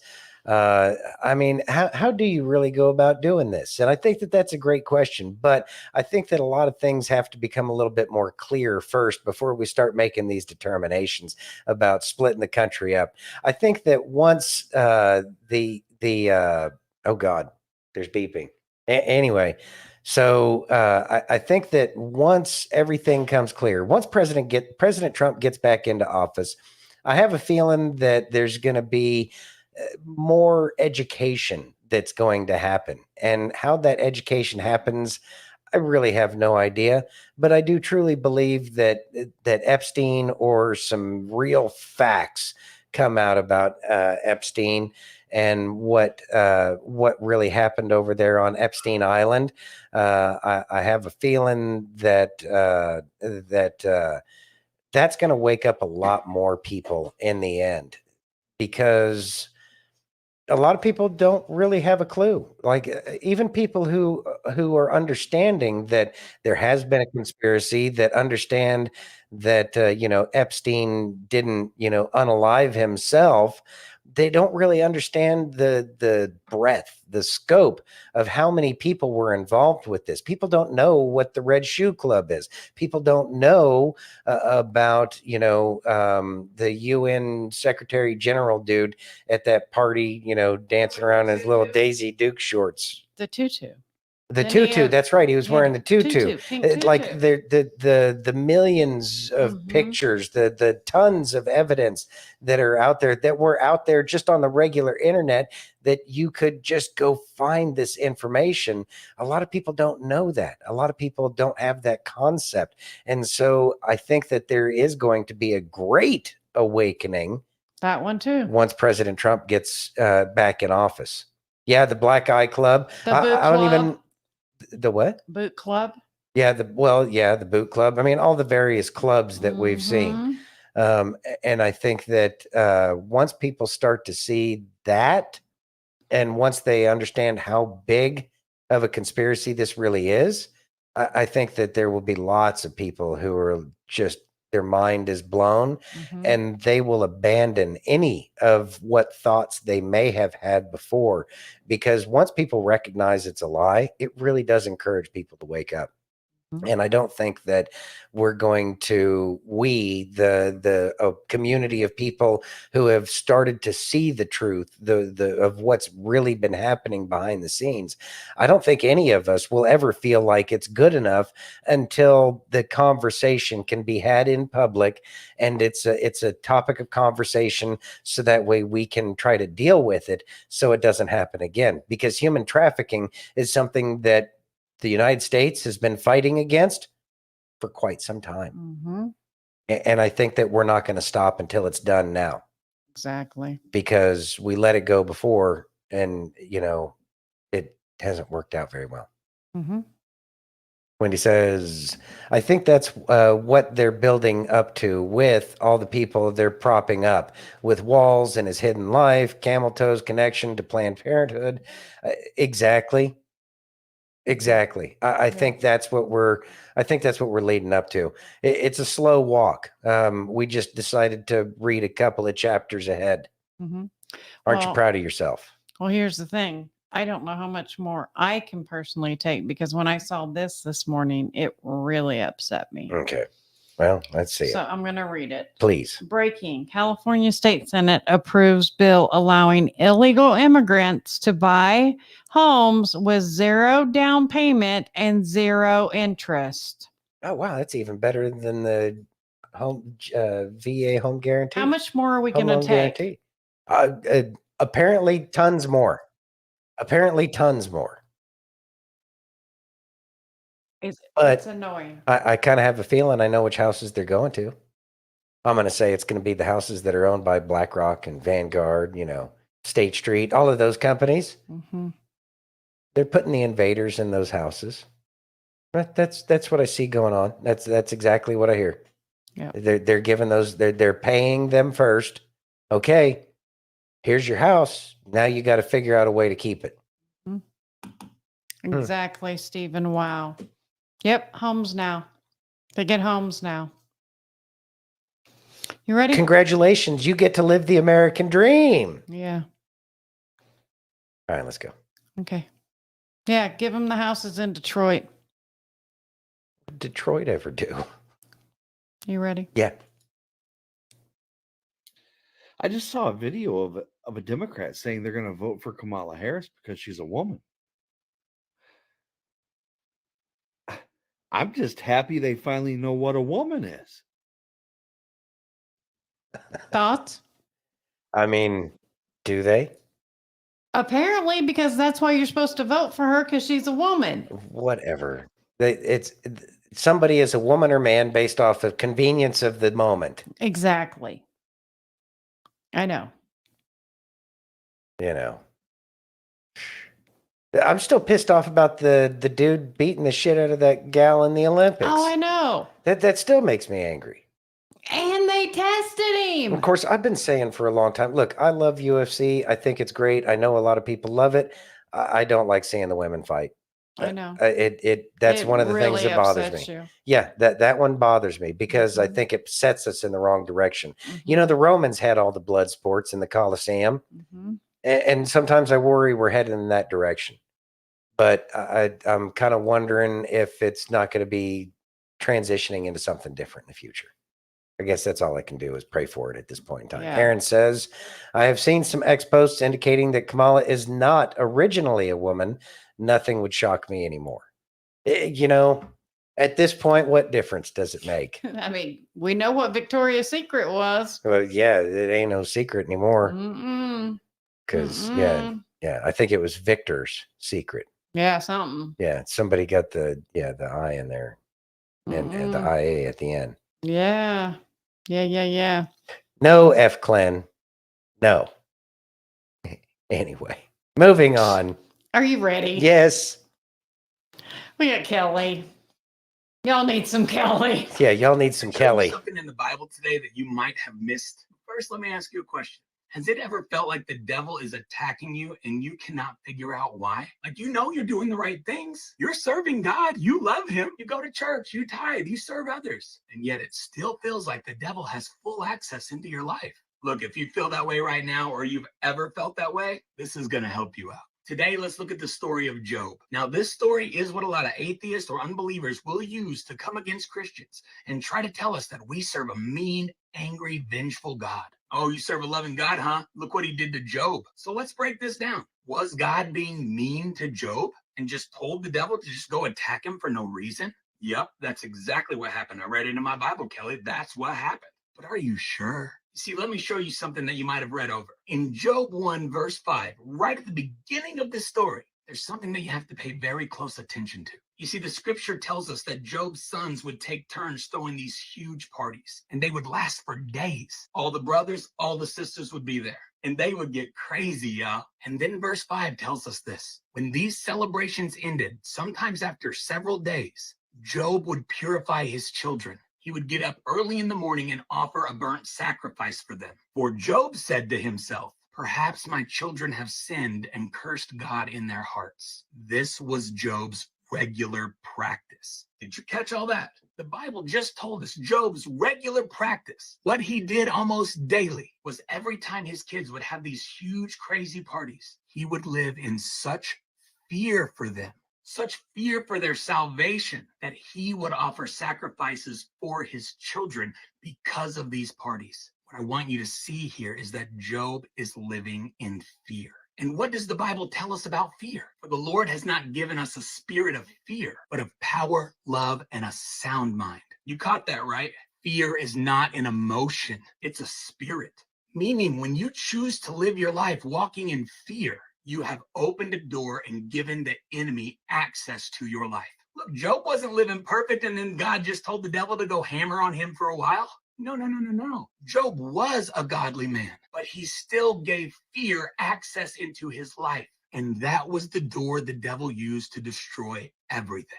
But what you have to understand is Job opened the door himself. You may be going through something right now that seems brutal, detrimental, just plain awful.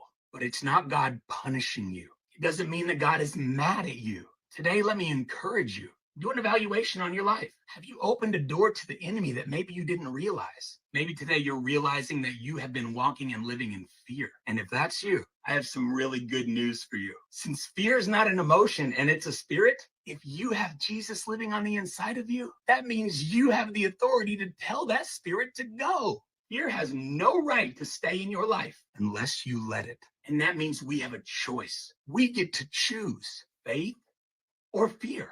Have you ever realized that you can't have fear and faith at the same time? Seriously, think about it. You can't have them at the same time because they both want the same thing from you. Fear wants you to believe something that hasn't happened yet. Faith wants you to believe something that hasn't happened yet. What that means is the choice is yours. You get to choose 1,000,000 times a day to walk in fear or to walk in faith. So I say, let's choose faith today. Let's not give the enemy any open doors or free access to our lives, because my Bible says that God has good plans for us, plans to prosper us, to give us an abundant life, not just in heaven, but on this earth too. So Father, today we speak to fear. We see you, Spirit, and we cancel your assignment in Jesus' name. We shut the door to you today. You have no access to our lives. And we thank you, Father, for the freedom and power that you have given to us. And we choose to walk in faith today. In Jesus' mighty name, amen. And think about that for a minute. Thoughts? And Kelly's awesome. So it made me think about it. Love and hate are two sides of the same coin. faith and fear are two sides of the same coin. And that, I think, is a beautiful way that he put it. Again, I love Kelly and the way he teaches people. I think it's so eye-opening, and he makes connections that I hadn't made.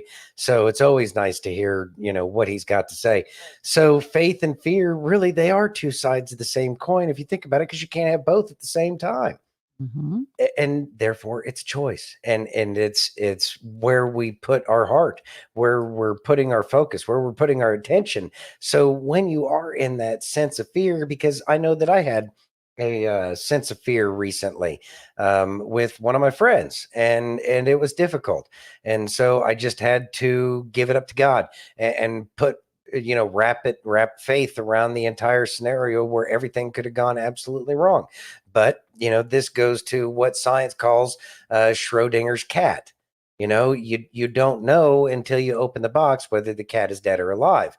And this is where faith or fear comes in. You can choose to have the faith, or you can choose to have the fear, and you won't know the truth until it's actually come to pass.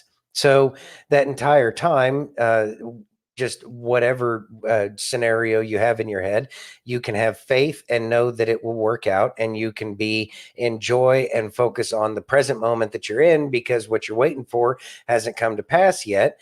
Or you can be in fear, focus on that, not worry about what's going on the present, miss out on all the things that are happening in the here and now. And then once it comes to pass, if it turned out good, you just wasted all that damn time. You wasted all of that time living in fear for nothing. Or if you spent all of that time worrying about it and it still happened, what did worrying do? Nothing. Has a moment of worry ever added any time to your life? Yeah. So it may not always feel like it, but when you do feel like you're in fear, when you do feel like you're in hate, recognize that it's a conscious decision. How can I turn this? I have a spirit of fear. God, help me have a spirit of faith. I am angry about this or that or the other thing. How can I have a spirit of love instead of a spirit of anger? So this is that considered life that the founding fathers were talking about. They always spoke of the considered life. So how do you have the considered life? Consider your thoughts, consider your actions. Before you allow a thought to persist, consider it. Before you allow an action to happen that emanates from you, consider it. And then make sure that you're making the decision that's going to bring the greatest amount of joy for the most amount of people. Like, actually, not like Democrat way where you just talk about it and then do whatever you wanted to do to begin with. But I mean, y'all already get that one. Exactly. So, are you ready? Yes. You saw this horrific thing coming, so they tried to imprison him. Supreme Court rules on immunity. Miraculously, right after that immunity ruling and right before he gets the official nomination for president, he's 2 inches away from having his brains blown all over a stage on live television in Pennsylvania. Tucker, could you please explain to people how you could see something so horrific coming? Because you did. Well, I mean, I'm terrible at predicting the future. I don't think I've ever called a political race correctly. That was not even a prediction. It was just looking at the trend lines.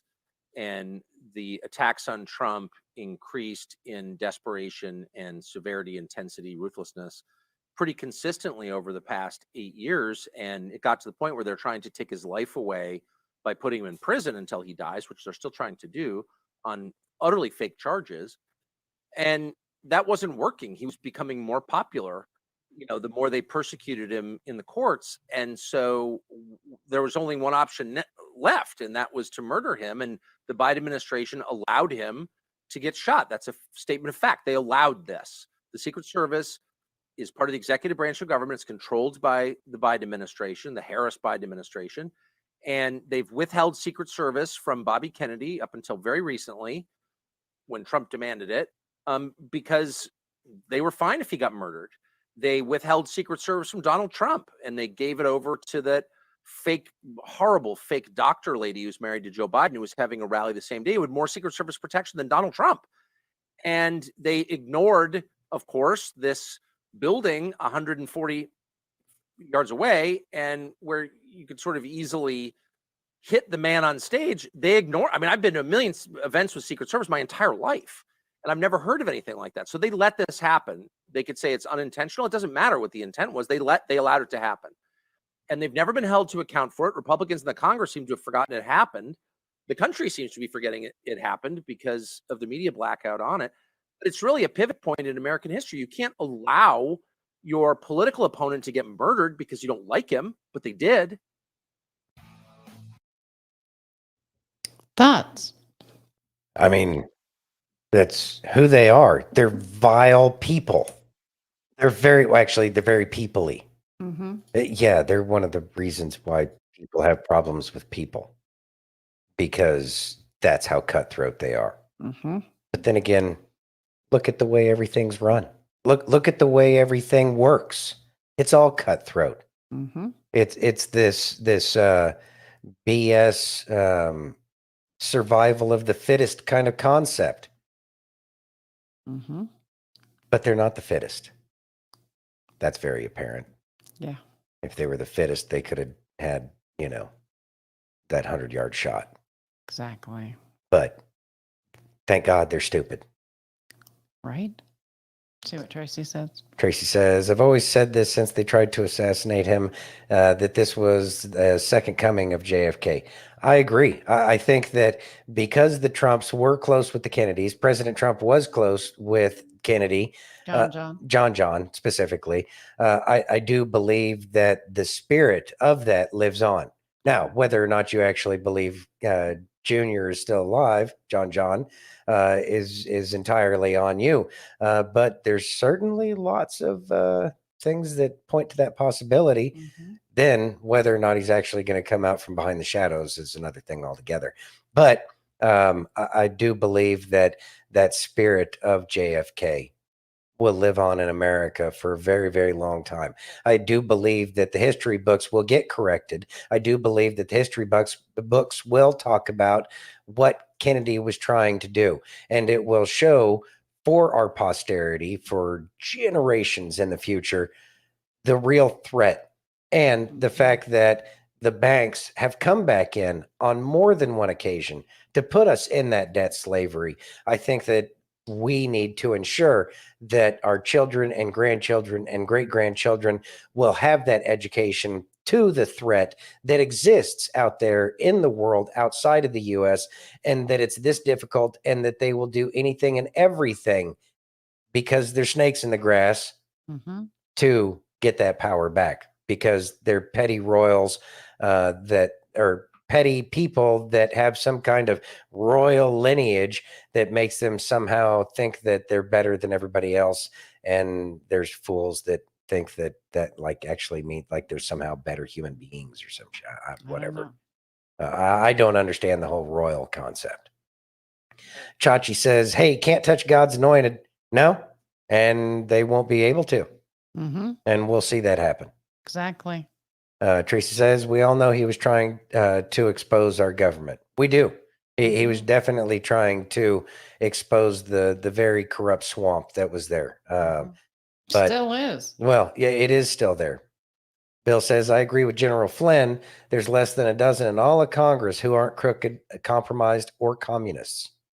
I can see that. I can very much see that. Yep. You ready? Yes. Breaking. Supreme Court has voted to allow Arizona's law requiring proof of citizenship to register to vote to go into effect. Winning. Thoughts? Wait. That you have to prove that you're a citizen to vote? Yes. Oh my God, the Republicans are trying to steal the election. They're trying to disenfranchise all of the illegal aliens who want to vote in our elections, so that way they can vote for themselves. Free houses, no down payment, no interest. God, who's going to take care of the people who came here illegally? I know. So just mean-spirited. I know. Mean tweets and world peace sounds mean good. Tweets and world peace. Sounds good to me. There you go. You ready? Yes, I am. Not going to make sense. Well, you got to say the rest of it. Sometimes things are not going to make sense, and that's okay, because sometimes it's better to just trust.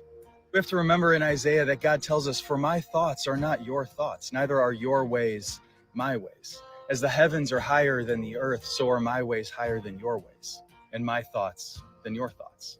We seem to want to forget that God has this bigger picture view of our life, that he is the beginning and the end, and he knows the beginning from the end, that he lives in both simultaneously, and he knows where you're going because he's already there. In Jeremiah, God tells us that he knows the plans that he has for us, plans to prosper us and not to harm us, plans to give us hope and a future. And sometimes it's going to take time in order to realize that prosperity that he promises in your life. It may not be in the immediate of where you're at, but it might take time to come to that realization in your life. So you need to trust in the Lord with all your heart and lean not on your own understanding. That means that his ways are better than ours. It all comes full circle. If you're having a hard time with where you're at in your life today, the things that are going on, and you can't understand what he's doing in your life, trust him. Read his book, read his word, read his promises that he has in your life, because he is faithful to keep those promises. Don't dismay. Trust in the Lord. He's got you. Beautifully said. I think that it's definitely part of the growth. It's part of the growth as we draw closer to our Creator, that we learn to have faith and to understand that his plans are better than our plans, and that he does want us to prosper and not to suffer. And I know that we go through some difficult times and there's some real challenges, but those challenges are designed to make us grow. And once we get that growth, then it really opens up the rest of the world, because we're not encumbered by all of the things that we're angry about, the things that we're fearful of. Once we're able to get rid of those negative emotions and to understand that we can just go with the flow, like a surfer riding a wave. You know, you just catch that wave. You have no control over the ocean, absolutely zero control over the ocean. No, nothing you can do. No, nothing you can do other than just take advantage of the opportunities that you've been given, like a surfer does. Oh, okay. I've noticed that every third wave is a big wave. Here's the second one. The third one's over there brewing. All right. So I should start paddling when this other one gets to this point. Yep. And then let me just ride the wave and enjoy what is given to me at that moment. Make the most of each moment. And then when it's done, you go swim back out there and wait for the next big wave, and then go have fun again. Exactly. It's one of the beautiful things about life, is just go enjoy it. But we got to get past all the things that we built up in our head, all of those walls that we built up to protect us from all of the things that happen in the world around us that made us withdraw and pull back and say, oh, I don't want to be around this or that or the other thing. I only want to protect, this little bubble that I have. You're not living according to the plan. Exactly. Go with the flow, man. Are you ready? Ride the wave like a surfer, bruh. Bruh. All There right. you go. Surf's up, dude. Surf's up, bruh. Yeah. Stephen said, so encouraging. Don't dismay. Brother Bill said, amen. I'm believing just what he's talking about. It's all in God's hands and in his time. It's up to us to trust God. God's got our back and the best for us. Bill has been spitting some truth lately. Amen. Glad to see you, Bill. You ready? Yep. Okay. All right. Night 3 of historic 2024 DIM National Convention. A big theme here at the DNC is that they're going to go after corporate gouging, and they're going to go after corporations, whether it's in taxes, largesse, loopholes.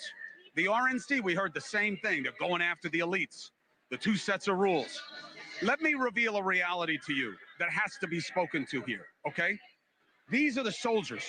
These are the men and the women that go back to their constituencies and their communities, and they fight. They take time from their jobs. They take time from their families. Republicans and Democrats alike, that's what they do. They need to charge these people up. They need to be able to get them on board. But there's another reality that is literally looking down on them. Greg, look at the ring of sweets, okay? This is not unique to Democrats. There is a game of money. When people talk about uniparty, We are strangled by the money reality in our politics. Those suites start at 500 grand. You think there's like a teacher group up in there? You think it's like the Cub Scouts of Columbia County, South Carolina, that's up in those boxes? Some of them are lobbies and good things. The media boxes, you think they're free? Why do you think I'm on the floor? News Nation is not a broke company. Nexstar is a massive organization. We are corporate media. We don't have one of those boxes because that's the game. You pay to play. Those boxes are filled with the same people that they say they're going to regulate. They are literally looking down on the faithful and being told, yeah, we're going to break down on them. We're going to make them pay their share. They paid 500, 700, $1 million, $1.5 million to have those seats. They get hotel suites that are probably gifted to the party. And the same thing is true with the Republican side. And they're going to take them down. They're going to change how it is. They are looking down from on high at the people who make the difference in their communities. And that is the reality of politics. And I had my producer walk around and show you those suites. Now, they're not all the same. They're not all the same. But the reality is, in 2000, they spent $300 million on presidential campaigns. 24 years later, you know what they're expected to spend? $10 billion. Do you know how much money Harris has raised in the last couple of weeks? Hundreds of millions. And that's success. A lot of it's small donor, a lot of it isn't. The most dangerous money in politics is now legal money because of Citizens United. You've got to know this. The idea that they can fight against it is almost laughable. It's almost laughable. So look and listen when you are told these things. Because I don't care what they promise you. Not here tonight, not at the RNC, not that Trump knows them, not that they don't own them. He did one of the biggest fundraisers I've ever heard of in my life out where I live. Millions of dollars a plate. That's the reality of politics. Somebody was hacking up a lung there at the end. Thoughts? How interesting is that? That's, fear money. Or, I don't think so. The mannerisms, the face, the sound, everything seems to be the same. The look on the face appears to be different. Kind of wondering if he wasn't one of the people spitting the truth behind closed doors about what was really going on. I think it's going to surprise us, some of the people who were white hats all along. I think it's going to surprise us, some of the people who were black hats all along. I agree. Very interesting. Very interesting to see that. Not like he's doing legitimate reporting, more legitimate reporting than he ever did on CNN. Mm-hmm. How interesting is that? There you go. This is the Great Awakening, folks. And these are the things that point to the fact that they're trying to wake people up. You see what Tracy said? Tracy says he'll never change. He's still spitting out his lie. CNN's never left him, even though they shit-canned him. I don't know. It's very interesting to see. Mm-hmm. We'll see how it plays out. We will see how no it plays use in out. trying to guess because it's just a crapshoot, you know.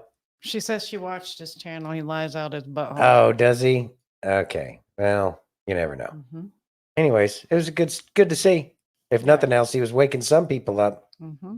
Aaron says, in reference to your surfer comment, I am a leaf on the wind, Hoburn Wash pilot on the ship Serenity in the movie Serenity. I have no idea about that movie. Yeah. Sorry, dude. I agree, Chachi.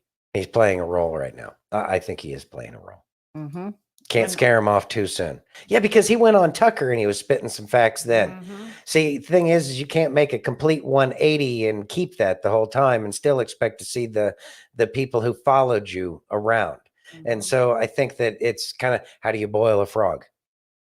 Not that we want to do that. We don't boil frogs around here, Jenny. No. They boil frogs. Not us. Not us. Not us. Anyways, gotta watch out. Are you ready? Yeah, ready. So just to sum up, the DNC has people on stage pushing communism, people on the sidewalk praising Hamas, and people in the parking lot killing babies. They are telling you exactly who they are. Believe them. Excellent point. It doesn't get much more clear and succinct than that. They're telling everybody who they are. Problem is so many people just don't want to believe them. I know. because they say, who are you going to believe? Me or your lying eyes? And sadly, people believe them as Yeah. opposed to their eyes that are telling them the truth. And they believe the lie that what they see is not true. Exactly. I agree. Very well said. Yeah, very well said. Are you ready? Mm-hmm. Once upon a time, there was a Chinese farmer who lost a horse, ran away. And all the neighbors came around that evening and said, "That's too bad." And he said, "Maybe." The next day, the horse came back and brought 7 wild horses with it. And all the neighbors came around and said, "Why, that's great, isn't it?" And he said, "Maybe." Next day, his son was attempting to tame one of these horses and was riding it and was thrown and broke his leg. And all the neighbors came round in the evening and said, "Well, that's too bad, isn't it?" And the farmer said, "Maybe." And the next day, the conscription officers came around looking for people for the army, and they rejected his son because he had a broken leg. And all the neighbors came round that evening and said, "Isn't that wonderful?" And he said, "Maybe."